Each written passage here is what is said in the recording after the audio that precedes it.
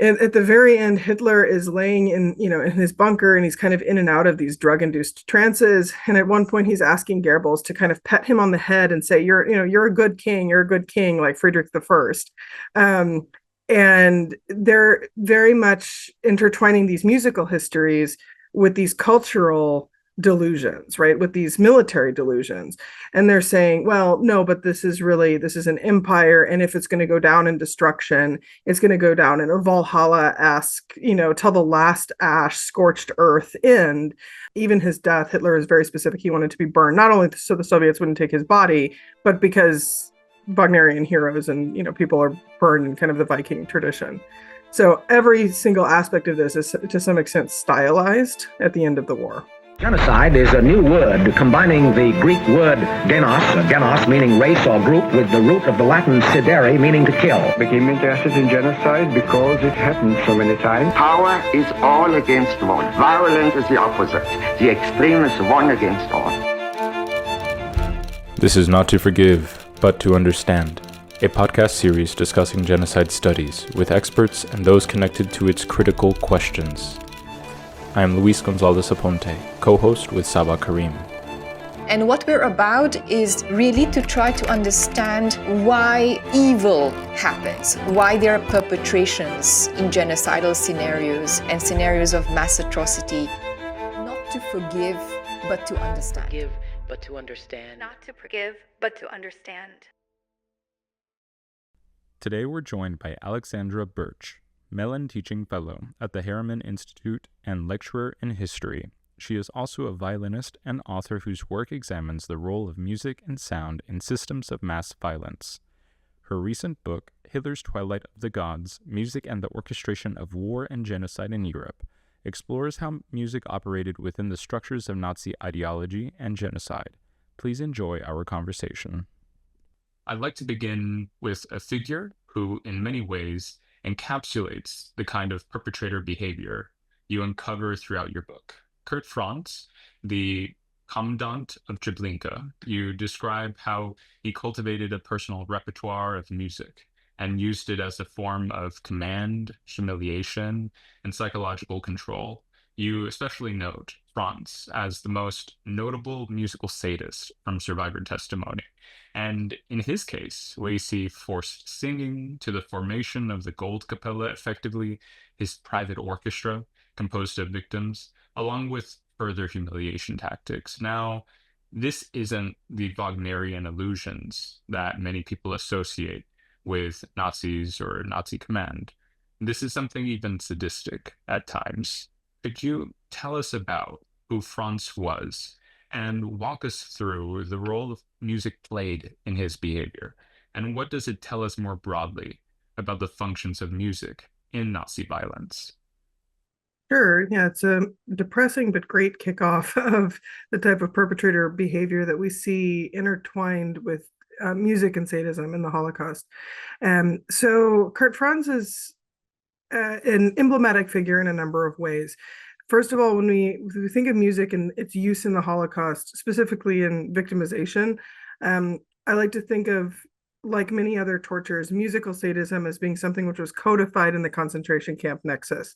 So what we saw a lot of instances of clandestine musical sadism, forced singing, also things like forced dancing, ritual humiliation, and the mass shootings of the Einsatzgruppen in the East. And then when this moves into the camp nexus, it's codified as an official and sanctioned and almost industrial part of the camps. Then what we see is there's a division, specifically in Poland, between kind of Belzec, Sobibor, and Treblinka, and Auschwitz and Majdanek in the way that music was used. And this is also interesting because it points to the kind of two tiers of perpetrators in those cases. So the so-called Globachnik camps, the three that were under Otto Globachnik rather than Belzec, Sobibor, and Treblinka, versus Auschwitz and Majdanek, had perpetrators which were taken from the T4 program, so the euthanasia program of the 1930s. These Globachnik camp perpetrators were ruthless. They were, Belzec, Sobibor, and Treblinka were all up in a relatively short time. And yet tremendously destructive. And so what we see is this desire in the case of Franz to not only prove himself sadistically and in his mechanisms of mass murder, but also culturally, right? So he's kind of this like lower tier perpetrator who's trying to show like, no, I'm still culturing the East, or subjecting people to the same sorts of humiliations, even though I'm more of a functionary responsible for just rapid extermination.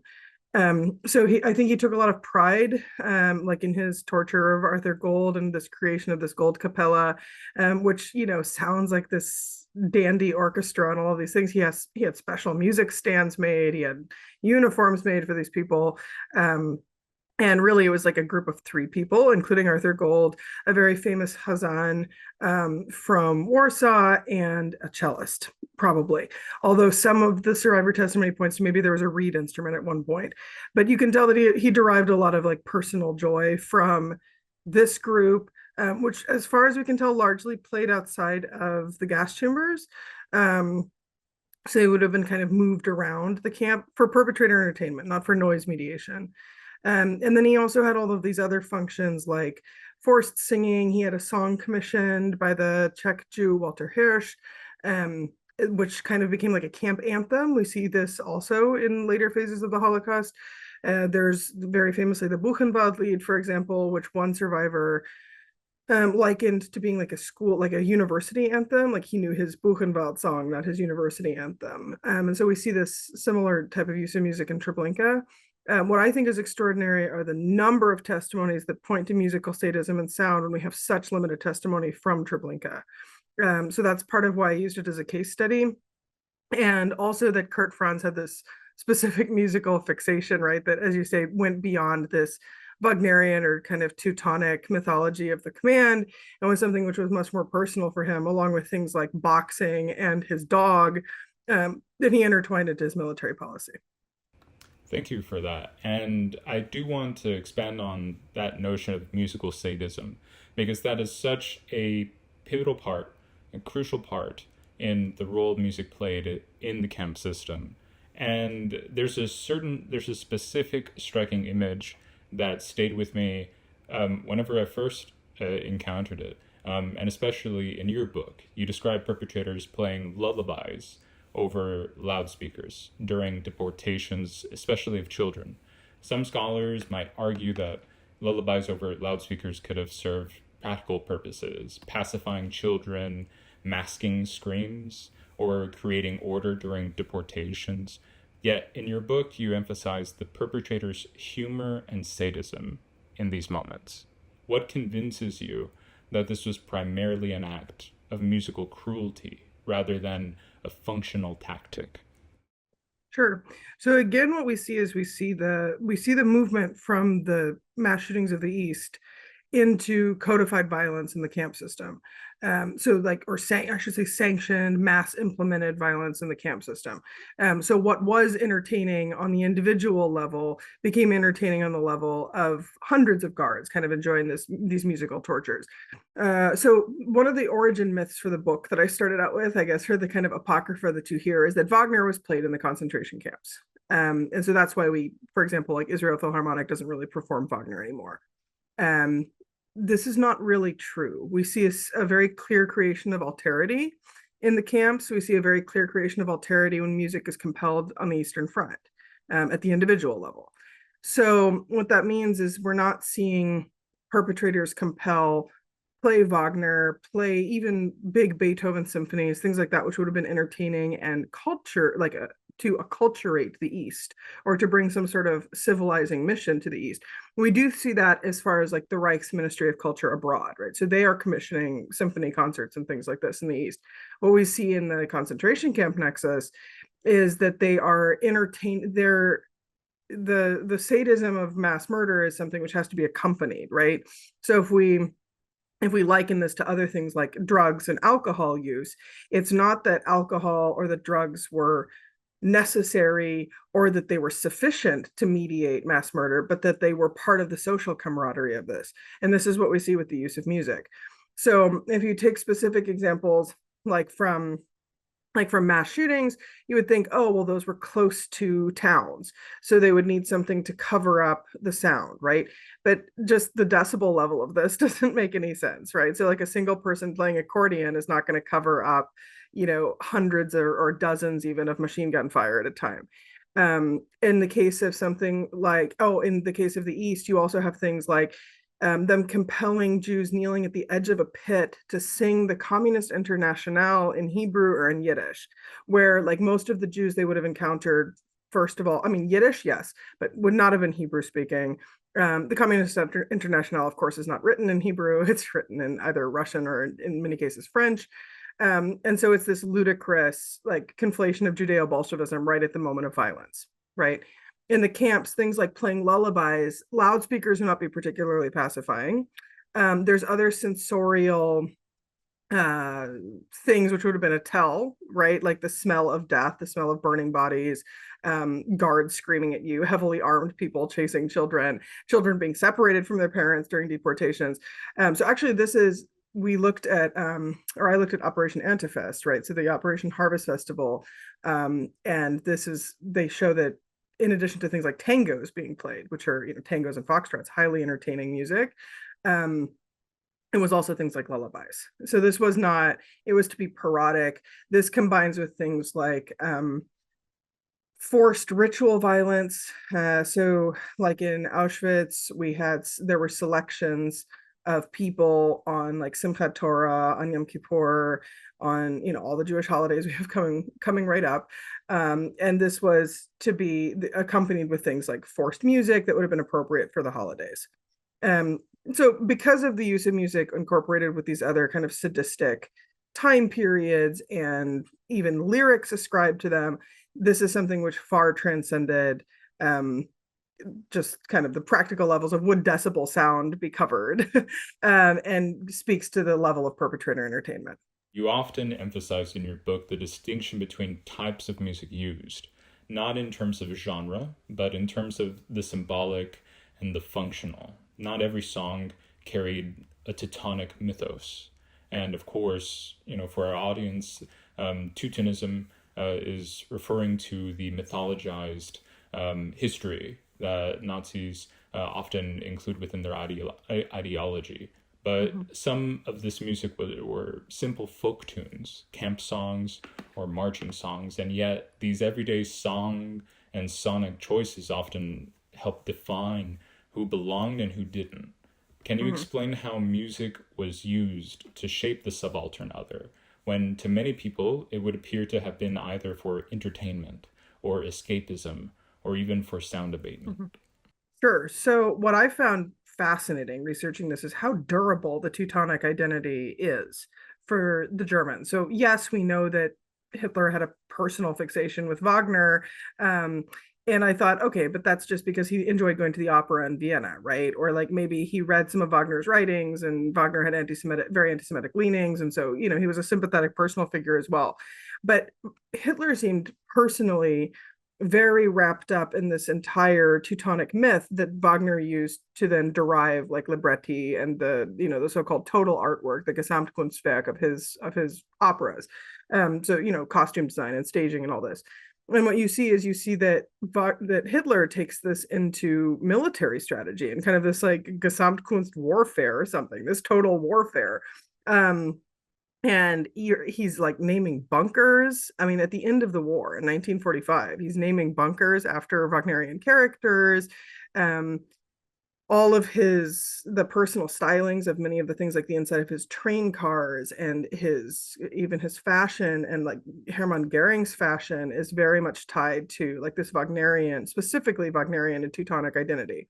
And I thought, okay, well, certainly this is just these couple of friends. They grew up in a specific moment in time. There's, Bavarian and or Austrian. So they have this kind of interwoven into a kind of a microculture within a culture. And no, it's like, I mean, Goering is from the north. Like he's Pomeranian. He's not Bavarian. So this kind of falls apart, even just looking at the command. But then what you see is that the troop songs that are being given to ordinary soldiers are kind of intertwined with these Teutonic and longer historical myths. So the troops are not given just kind of, let's go fight the enemy, rah, rah. You think about the troop song of, for example, the British or Americans, and it's songs like Run Rabbit, Bugle Boy from the Andrews Sisters, right? It's kind of songs which are just rah, rah war songs. It would be very bizarre in like any other European context to kind of have this longer European continuum of historical mythology being given to troops. In the use in the Holocaust, then what you see this first start in kind of the Reich's Kodakama, like in the Reich's cultural chambers, and they're defining what is Nordic. So what is the classification given by musicologists was Dinarisch, so like Nordic and Dinarisch, versus shades of non-German, I should say. So you have this very bizarre classification of composers like Tchaikovsky, who was Russian, but arguably also gay, as being classified as Nordisch Dinarisch, right? He's classified as kind of this ultimate German because they loved his music. Whereas then anybody who was Jewish, even by ancestry, so somebody like Felix Mendelssohn, is classified as Jewish and a subaltern and this and this. And so then this continues into the concentration camp structure, where there's a clear division between music intended for perpetrators, and then so that they would have played separately. They would have played out of the camps. They would have played only for when perpetrators went to work, for example. And then music which was okay to be consumed by prisoners going to work. So like the Women's Orchestra of Auschwitz famously played a good amount of Bach, probably because he was a Lutheran and his music was kind of this religious pacifying music, which was not attractive to the command. It doesn't have this heroic undertone.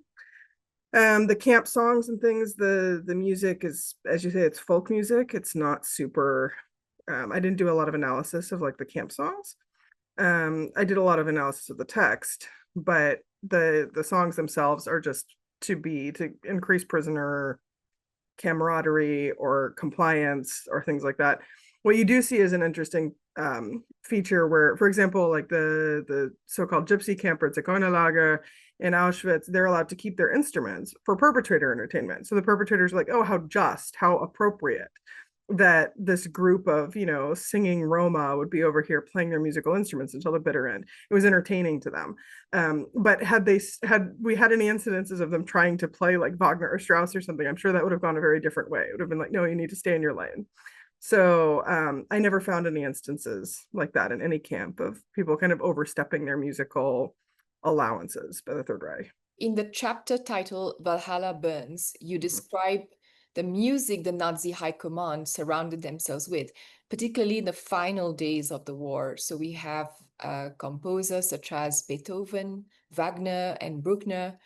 You suggest that this wasn't merely aesthetic preference, it reflected an inward mythology that mirrored the endings of Wagner's operas, with the destruction of the world as seen as both tragic and heroic.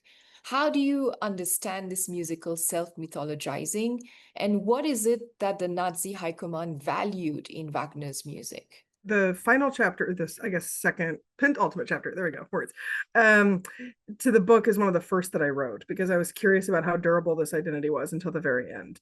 And I think just the image of a violinist playing Beethoven's Violin Concerto in a bombed out Berlin Philharmonic Hall at the end of April in 1945, and then a full Bruckner symphony, which is an hour long. Bruckner symphonies are hard to perform in good conditions. Beethoven's Violin Concerto is hard to perform in good conditions.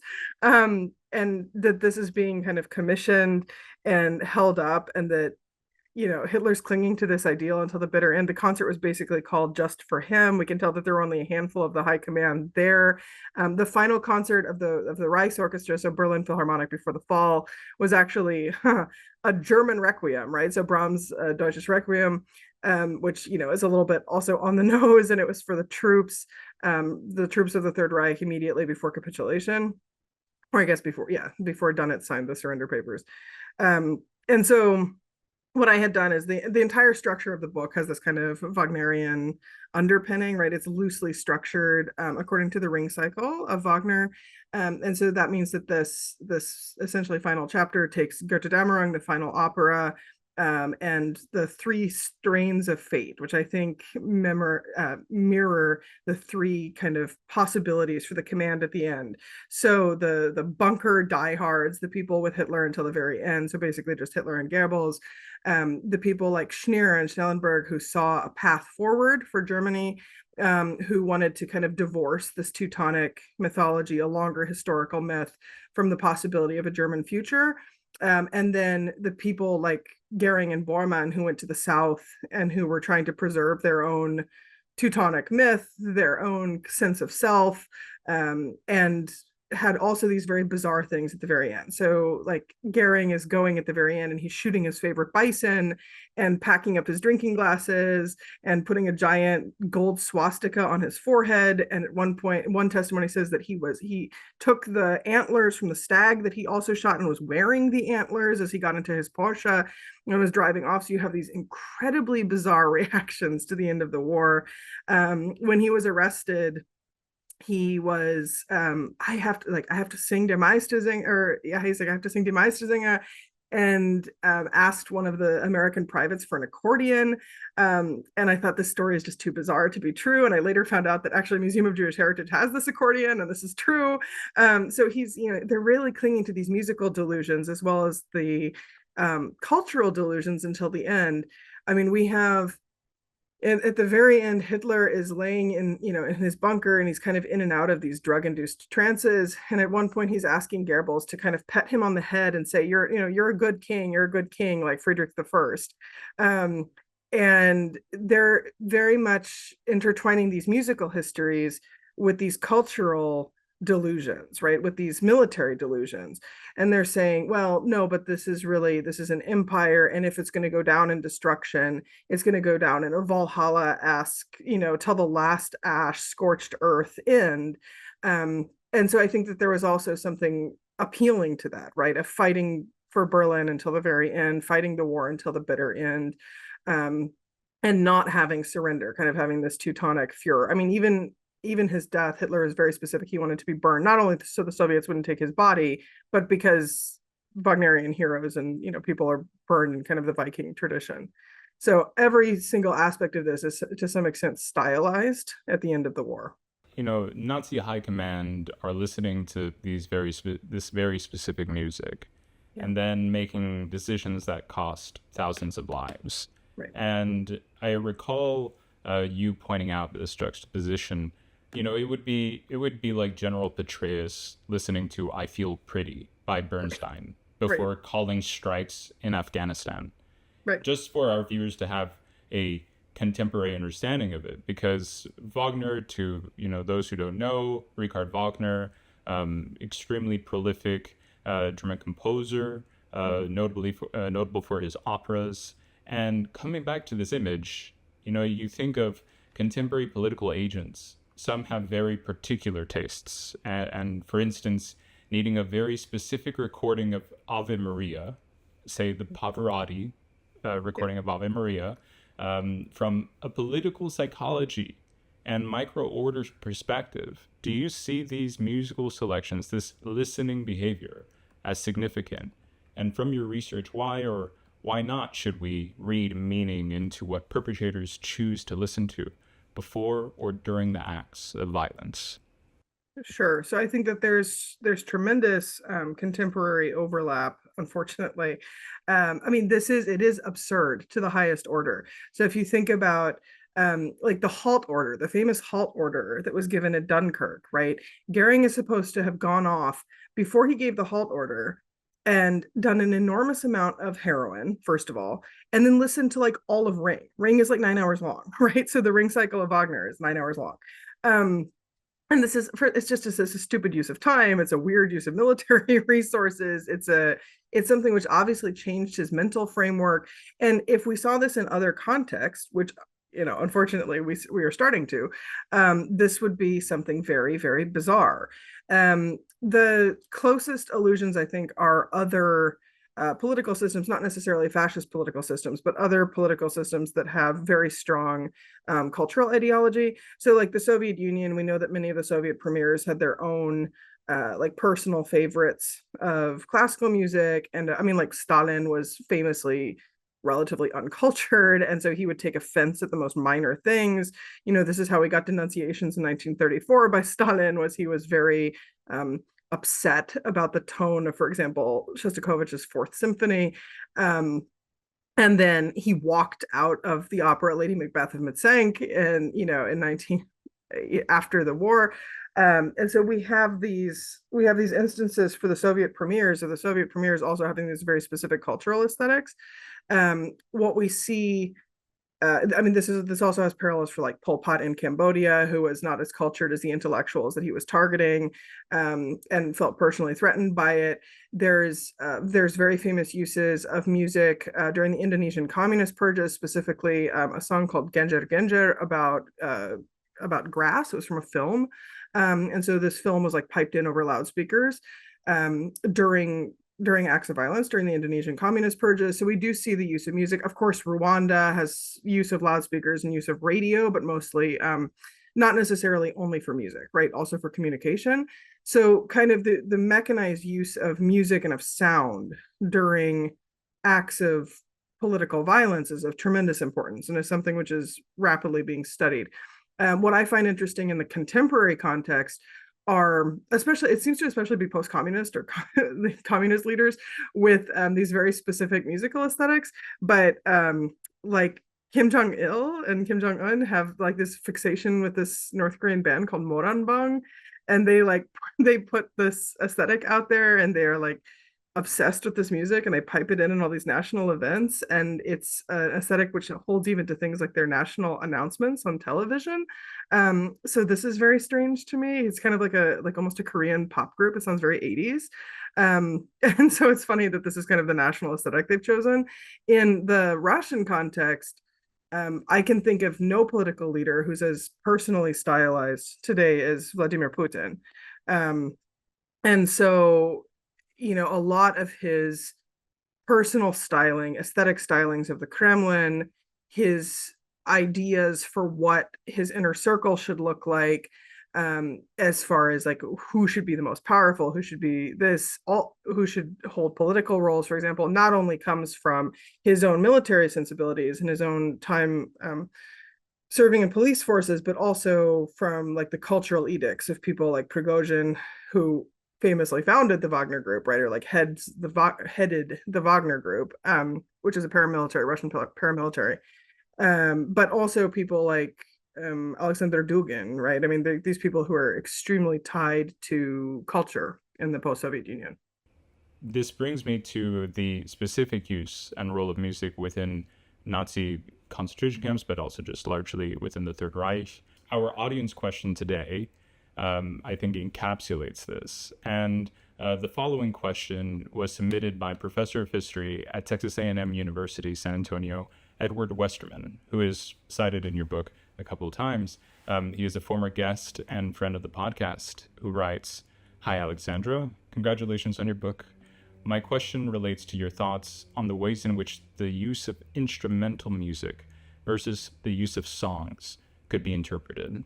Do songs such as the Treblinka Lied, or songs with anti-Semitic lyrics sung by members of the SA, have a greater impact on both the perpetrator and the victim versus instrumental music? In the case of the latter, I was struck by Auschwitz prisoners who remembered the SS doctor Josef Mengele whistling classical music or operatic scores during his selections for the gas chambers. In short, can we separate lyrics from the melodies when thinking about the role of music among the perpetrators?" Yeah, this is a fantastic question, and thank you, Dr. Westermann. He's a tremendous scholar, and his book on alcohol kicked off a lot of my own thoughts about perpetrator mediation and mass violence in the East. So I think that it's a difficult question to parse apart. It's difficult for me also, like as an instrumental musician, to say who's, so I would say I'm just tremendously or disproportionately moved by instrumental music alone, because that's kind of like my professional training, right? So that's what I kind of hone in on. Whereas if I were a literary scholar, then I would maybe be more immediately fixated on lyrics. I do think that in the immediacy of mass violence, and in also in creating choralities or groups of masculine singing. Lyrics are of paramount importance. I think that the music to those sorts of instances and uses of music, the music itself is secondary to the lyrics.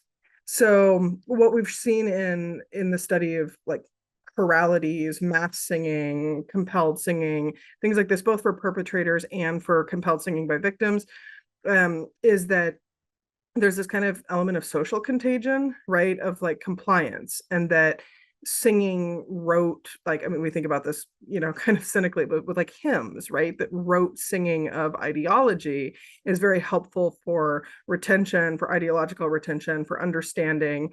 I mean, we can even do this like with small children to teach them to learn things. The lyrics are the most important, and the song is supposed to be something secondary to simply help along with that memory boost and that mnemonic boost, I guess. So that's something where the lyrics are of paramount importance, would be something like troop song.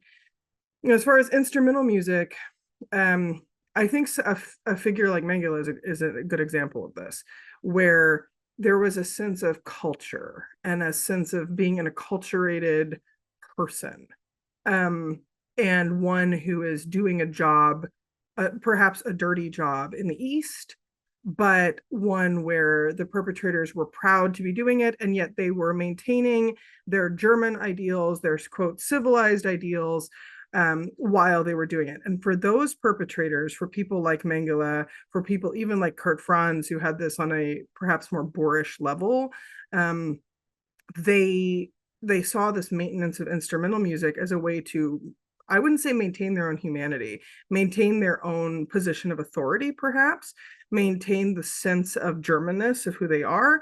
And this gave a larger purpose to their work. This gave a larger purpose to their exterminative work, right? Where they were able to kind of set this down at the end of the day and feel like they were building this Lebensraum, this living space for the German Reich, and that this was necessary and essential. So that's where I see instrumental music being used kind of by individual perpetrators within the camps where it's institutionalized. It's kind of more like a civilizing mission for the guards. It's something which is like, oh, you'll listen to some Beethoven as everybody goes off to work for the day. It was never with the intention of being able to civilize victims and say, oh, we're going to be able to convert you to the, to the German way of life, as it were. But we do see tremendous importance on things like officially organized concerts as well, like outside of the concentration camp system for, so instrumental music concerts, like for perpetrators, for the Wehrmacht, for the Einsatzgruppen, etc. So they're organizing concerts as they like invade the Soviet Union. So it's something important for the perpetrators. That's an incredibly important point that I feel that everyone has to leave with, which is the reinforcement mechanism which music can serve as for identity. And that goes for both, for perpetrator and victim.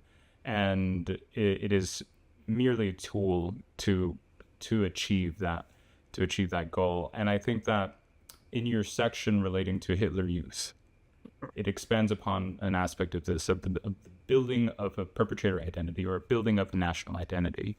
And you discuss how music was central to the indoctrination of children, not just through lyrics that glorified the Reich, but in how singing together cultivated a collective affect and national identity.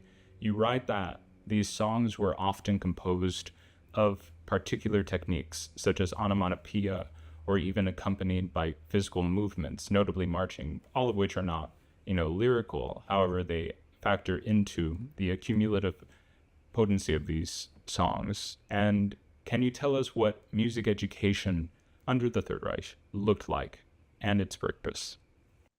Sure. So I can speak a little bit about like music as far as troops are concerned, and also for the Hitler Youth. Music education, kind of like the university level and all of this, is something which becomes heavily infiltrated by Nazi ideology, and something which is just sanctioned towards the creation of a high art. I think you can kind of look at three strains within like kind of the creation of Reich's culture. So you'd have like the creation of high art, the creation of popular art, and then perhaps separately or a division within that, the creation of specifically troop song or troop materials. What I think is striking is that the troop materials are oddly cultured and oddly classical for what they are. So you see like a lot of references to like mythology and to like these longer historical continua and to I don't know, like even classical music references and things in these like in national songs, in rally music, and things where you would not expect a lot of kind of like high art references necessarily. So I thought that's striking. The other thing which is interesting is this reinforcement of group identity and groupthink. And within this, you have the tremendous scholarship that's been done in the last 40 years or so on gender in the Third Reich, which is definitely a reinforcement of a masculine identity. So when you're looking at troop song, when you're looking at the songs for the Hitler Youth, it's almost always with the implication that these are young men or boys. It therefore implies a kind of a collective singing, a collective thought, I suppose. Certainly a collective ideology, right? And what I find interesting are those songs which compel things like to march right and left. So you sing the song and you march right and left, and you have a different song and it compels, maybe clapping your hands at a certain time in a certain way. You have a degree of social compliance built in with other physical actions. Like the big obvious one, of course, is like, Sieg Heil, and everybody raises their hand at the same time. So there's these large social actions, which if you look at the amount of time, this German society writ large became highly socially compliant, right? I mean, like where people would have this as a greeting, right? For years, and this was something very quickly adopted in German society. So I think that music allowed this to be very pervasive. It allowed this to be something easily commodifiable and sent out to people, right? We're before the age of really mass media, and it's something where it's also very attractive, like through film and through other media dissemination of materials. You're not just having to send songbooks out to everyone, but with these kind of choreography integrated into the choralities. It's something which becomes really important. But these presumptive masculine choralities are interesting because if you can get everybody to march in a line, or you can get everybody to, for example, clap at the same time, then it's not a large stretch to imagine that you can have social compliance with things like everybody shoot at the same time, right? So that's a relatively small bridge to create as once you already have a degree of social compliance and a degree of social camaraderie. And so you do see this like in the crimes in the East, the crimes of both the Wehrmacht and the Einsatzgruppen, you see, for example, a high degree of social cohesion, which involved things like drinking games from the interwar period, songs from the interwar period, and it was something which was a reaffirmation of social cohesion after a long day of shooting people and mass genocide. You have then this reaffirmation of German social cohesion. And now we're bridging from the discussion of music and the use of music into sound and what we can, broadly call either musical conduct, musical behavior. And a striking neologism you introduce in the book is Gesamtgewalttätigklang, roughly translating to total sound violence. It strikes as a counterpart to Wagner's Gesamtkunstwerk, which, where Wagner envisioned this term as a unified aesthetic ideal, bridging music with theater and writing. What you describe here is a totalized system of acoustic control and domination and terror. Could you expand on this concept of Gesamtgewalttätigklang and how it helps us understand the auditory strategies of Nazi perpetration? I was really struck by a couple of important works on sound and sonic violence. The first of which is J. Martin Daughtry's seminal book on the Iraq War, and how sound was kind of this pervasive and infiltrating thing for troops, like the dust, like the other sensorial experiences of warfare, that mortars and all of these things would be kind of this daily quotidian, which was just this daily thing of sound. And then also Suzanne Cusick has a fantastic article about the use of music as torture, sonic torture. So like loudspeakers and prison music and all of these different things, which is also this fantastic landmark article. So I was struck by this in reading sound in the Nazi concentration camp system as something parallel to like smell or things which are also recalled in testimony. Treblinka is a good case study for this. So I looked at Treblinka because we don't have a lot of spatial knowledge about Treblinka. And so what I did is I combined a bunch of testimony with the limited testimony we have of Treblinka, but with the two kind of, not architects, but people who would have had knowledge of how the camp was physically constructed.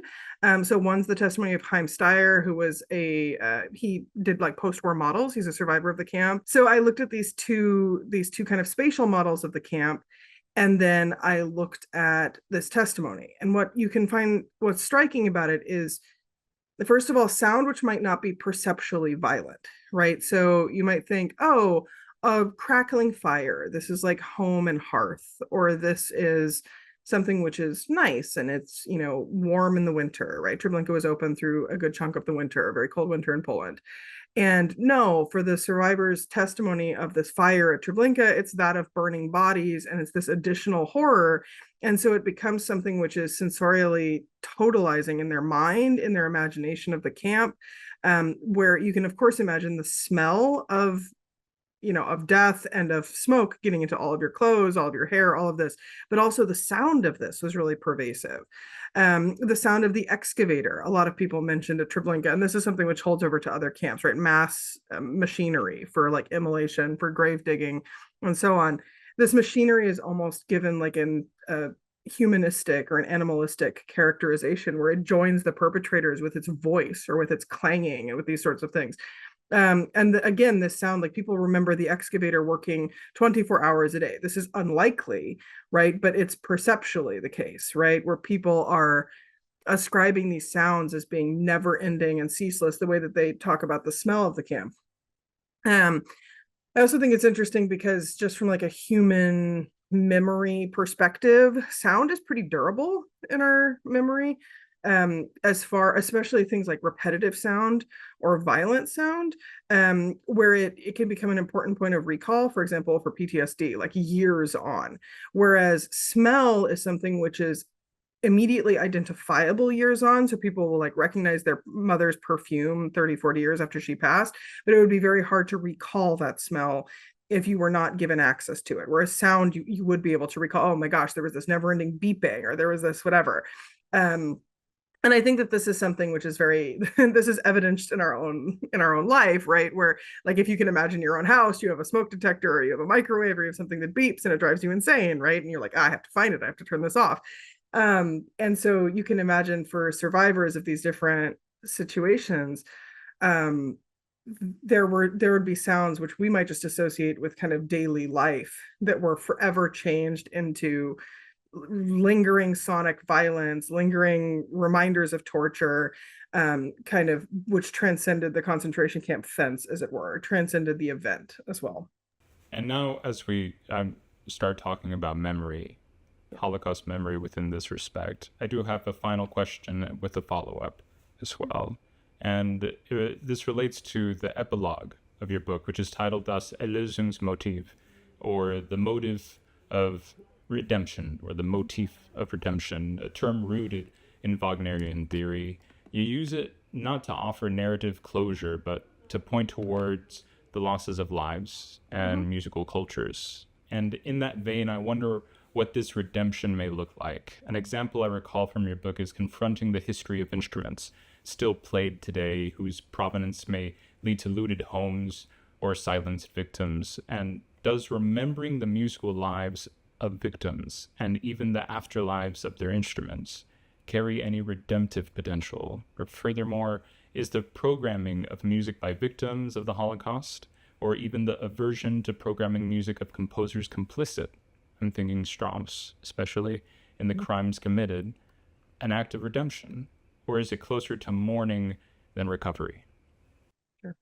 I'm really excited about this question, so thank you. This is where I end up performing a lot of things in the kind of practical real world applications for me. So this is very exciting. But I have this very strong kind of artistic stance that one of the things long before I wrote this book that I do not like is the kind of segregation, resegregation, re-ghettoization, however you want to contextualize that, of classical music, which would fall into the perhaps ethnomusicology category, right? So you see a lot of concerts for like, oh, it's Holocaust Remembrance Day. Let's do a concert of kind of vaguely Jewish pastiche and put Bloch and maybe a concentration camp survivor and maybe some Mendelssohn and anything else that we can vaguely call Jewish and put it on a program. And that is, what you get for Holocaust Remembrance Day. Or, oh, it's African American History Month. Let's do this pastiche of Black composers, anybody who we can remotely ascribe to being darker skinned. At some point, they were even trying to shoehorn Beethoven into having Moorish ancestry, so that Beethoven could still be programmed during African American History Month, right? I mean, you see these absurd kind of recategorizations within the classical music world. What we unfortunately see is, and a lot of this has changed since 2020. We've had a large, especially in the United States and to a lesser extent Western Europe, we've seen a larger kind of racial reckoning. This is trickling down to classical music, where you've seen a more sincere engagement with kind of like the world of post Marxist scholarship or whatever, right? You've seen a large engagement with critical race theory and classical music. There's still much work to be done. But as far as like championing unheard composers and lost voices, I think that this is being done with a much more critical eye now. One of the things that I like is to reincorporate classical music works along with the would-be perpetrators or would-be dominant group, because I think that this gives legitimacy and the same sort of dominance to then these silenced voices. So if you program somebody like Victor Ullmann, and like one of the programs that I give is the Victor Ullmann sonata that I recovered for violin and piano. Unfortunately, the piano part was lost in the war. I have only the violin part. So I play a movement of this Victor Ullmann sonata, and I almost always program it with Strauss, the Strauss violin sonata, or like Wagner's Albumblatt, because I think that putting those composers together gives them a similar type of legitimacy. They were essentially cultural parallels. I mean, they were at the same time period, they just had different musical aesthetics, right? Ullmann was more in the vein of Schoenberg, and Strauss is a very kind of following this programmatic music train. So they have a very different musical aesthetic, but they were parallels. They both would have lived in under the Nazi system, but obviously with very different outcomes, right? Ullmann was murdered in Auschwitz, and Richard Strauss had a very complicated relationship with the Third Reich, but ultimately was fairly complicit in their artistic motivations. And so programming them together kind of gives them equal credence, which I really like. As far as recovering musical instruments and physical artifacts, we can do some of that, and this has been done in the visual art world. It's hard to know how many instruments were taken from people, and there are ongoing restitution projects for this to recover material items. But what I think is a tremendous loss is, what do you do about communities like the Sinti and Roma, whose music was largely passed in an oral history? And when you murder the people, therefore you've also destroyed their culture. You've destroyed these musical legacies. This destruction of musical culture is nothing new as far as being something that we have to reconcile. This was mentioned specifically as one of the categories in the prosecution of Adolf Eichmann in the 60s. And it was the destruction of Jewish culture and also Roma culture in Europe. And this was a specific question raised that people addressed at the Eichmann trial about how do we deal with the material losses when you're talking about murdering composers, murdering people like Chazanim, right? Like Chazan's ritual singers in the Jewish world. What do you do with this, right? Because you can't recover these lives and you can't recover the musical traditions that are lost. And I think that's a more complicated answer that deals with like maybe removing some anti-Gypsyist language from the world of classical music, giving equal credence to things that we've perhaps previously labeled as being folk music, and try to reintegrate those into the classical canon, thinking critically about a classical canon which is very heavily rooted in a German aesthetic, and why that might be, why that is the dominant canon. And I am very optimistic as I see a lot of this work being done. So I don't want to dunk on my musical colleagues, because I think they're doing a fantastic job in this realm. As a follow-up to that, in tandem to your current work, you've mentioned before that AI has a complicated role in Holocaust studies today. On the one hand, fueling denial and misinformation, but on the other hand, offering powerful tools for education and museums. Could you share how you approach this balance and perhaps give an example of how you've used AI in your teaching or seen it used effectively in public history? Sure. So I do use AI. I use AI every semester when I teach because I think it's important to understand for people to confront mis and disinformation and to be able to recognize it. AI has started to put up ethical guardrails where it won't give you outright Holocaust denial. Like if you ask it, tell me why gas chambers didn't occur. It really will tell you, oh, this is Holocaust denial, or here's a source of why this is true or whatever. So they're starting to put up some ethical guardrails.